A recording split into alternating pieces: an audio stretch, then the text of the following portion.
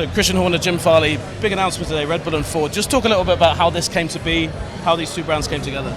Well, look, I mean, we have started off on this journey as a power unit manufacturer, and for us, we looked around and we felt that we wanted to work, with an OEM, and it was a question of finding the right partner. And I think when we met Jim and Bill Ford, we could immediately tell that there was an alignment between what we wanted to do and where their interests were and where their skill set that we could very much draw on. So for us, it was a no-brainer. Sure. And Jim, for Ford, such a great racing history.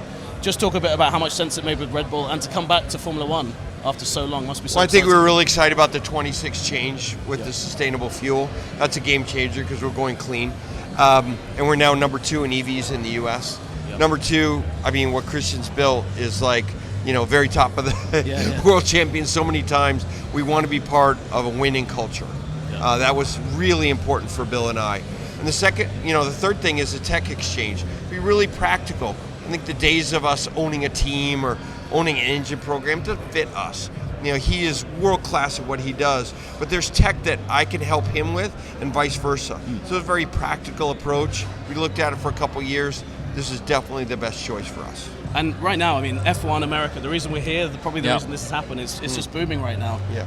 We've talked a lot about what you put that down to, but where does this boom kind of finish? Where do you think is this? It just seems the trajectory at the moment is upwards and upwards. Yeah, look, I think we're just scratching the surface. I mean, I think America's woken up to Formula One, and I think it's the digital media, the Netflix show have done a great job in under the US ownership that the sport now has, and I think that there's so much more potential, and I think bringing two iconic brands together like Red Bull and Ford in this market as well.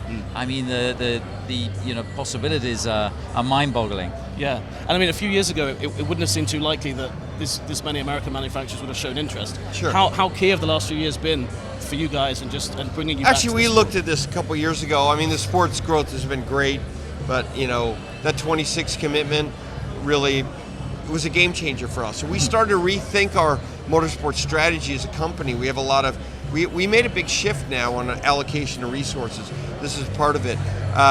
Look, when I came today, it's kind of a metaphor for this whole conversation. My daughter's 15. She's like, "You mean you're going to? Why?" I said, "Well, there's Formula. Oh, Dad, is there any way I can skip school and come?" I mean, there's millions of kids like my daughter, and they're 15 and 20, and they're diverse.